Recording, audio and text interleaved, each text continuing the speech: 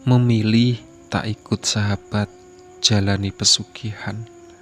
Sebelum masuk ke ceritanya, jangan lupa subscribe dulu ke channel ini. Oke? 25 tahun berlalu, persahabatan Sarwono, Sulimin, dan Widodo tak terkikis oleh waktu. Kehidupan mereka yang jalani bersama keluarga masing-masing bukan halangan bagi mereka untuk terus menjalin silaturahmi. Meski terpisah jarak di kota yang berbeda, di waktu tertentu mereka menyempatkan diri untuk reuni, saling curhat kehidupan yang dijalani dan rencana hidup ke depan. Adalah agenda yang tak terlewatkan dalam pembicaraan mereka. Begitu pula pertemuan yang dilakukan di warung legendaris semasa SMA, mie ayam Udin di ujung gang sekolah pada awal Januari lalu. Mereka bertiga menikmati kuah segar dan legitnya ayam bumbu manis pada semangkok mie. Rasanya tidak pernah berubah, seperti halnya hati mereka bertiga yang telah terpaut pada pertemanan abadi. Sarwono mengawali curhat tentang bisnisnya yang mulai tersendat. Penjualan hardware komputer di toko semakin sepi. Ada pesaing besar milik kakak kelas SMA yang juga membuka gerai baru tak jauh dari lokasi usahanya. Benar-benar mengerus pemasukan dan menjauhkan pelanggan. Penjualanku turun 2 digit sejak 6 bulan lalu. Bonus karyawan tak lagi bisa terbayar. Pemasukan hanya cukup untuk biaya tetap. Sisa sedikit saja yang dapat aku berikan untuk belanja istri, tutur Sarwono sedih. Tak berbeda jauh, Sulimin yang datang dari Jakarta pun mengutarakan kegalauannya. Sebagai karyawan di bank pemerintah, Sulimin merasa ada yang mengganjal di karirnya. Selama 20 tahun menjalani, ia tak beranjak jauh dari posisi semula. Sementara banyak junior yang justru melesat menduduki jabatan mentereng. Widodo yang penyabar mendengar curhat kedua sahabatnya.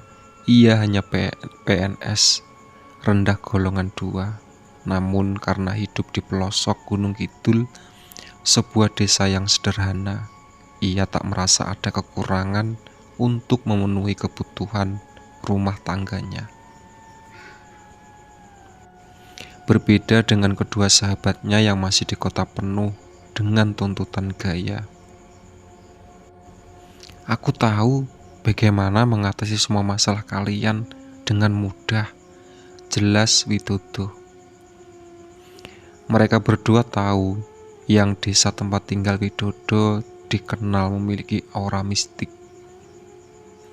Hal-hal gaib sering dijumpai di sana, termasuk praktek pesugihan. Besok pagi kalian ikut aku pulang ke desaku, ajak Widodo. Sampailah ketiga sahabat itu di ujung desa, tepi hutan pelosok Gunung Kidul. Desa yang harus dilalui 2 jam perjalanan dari kota Wonosari ini sangat terpencil. Hanya ada 5 rumah yang jaraknya paling pun berjauhan. Ditempuh melalui jalan sempit dan terjal di sisi kanan kiri hutan dengan sepeda motor trail. Mbah Rahmat, orang yang mereka cari, tengah berada di beranda rumah joglonya. Bergegas ketiga sahabat ini permisi, masuk dan duduk dipersilahkan, duduk di bangku kayu. Widodo yang sudah kenal baik dengan Mbah Rahmat mengutarakan maksudnya.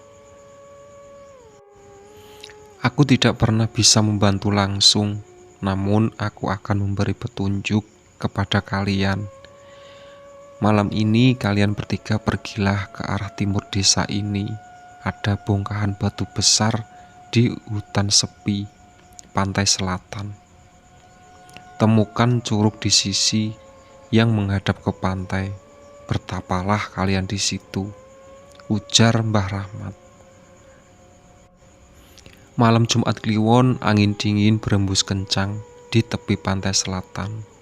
Ketika sahabat itu melaksanakan hajat yang disampaikan Mbah Rahmat, bekal berupa makanan dan juga jampi-jampi persyaratan telah disiapkan.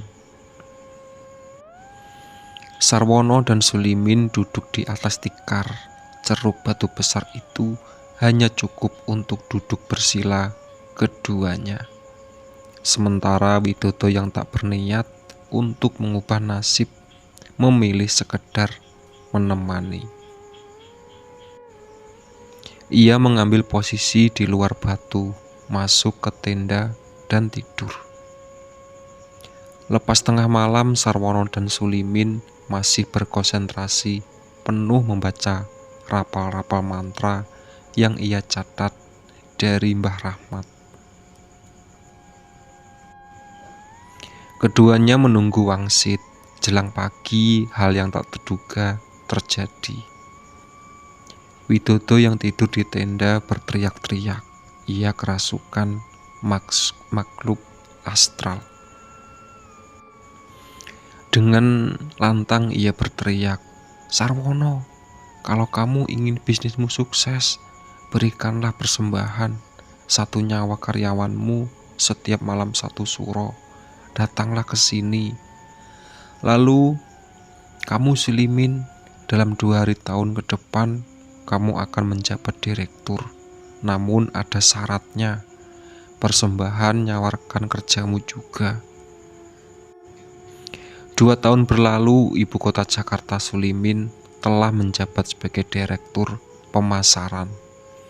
2 kali di malam 1 suro pula selalu ada kecelakaan tragis yang menghilangkan nyawarkan kerjanya. Begitu pula bisnis Sarwono berkembang pesat. 2 kali pula karyawannya tewas. Kejadian pertama tewas karena kesetrum listrik di tokonya.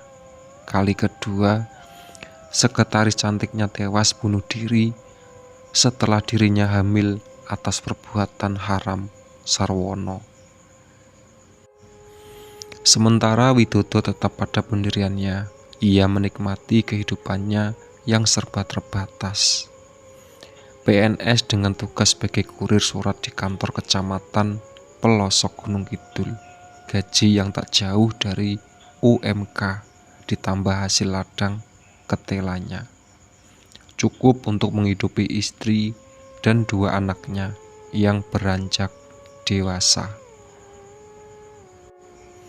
Perbedaan prinsip dan ambisi hidup tak lantas membuat ketiganya terhempas dalam pertemanan abadi. Agenda reuni di warung mie ayam Udin terus dilakoni hingga kini.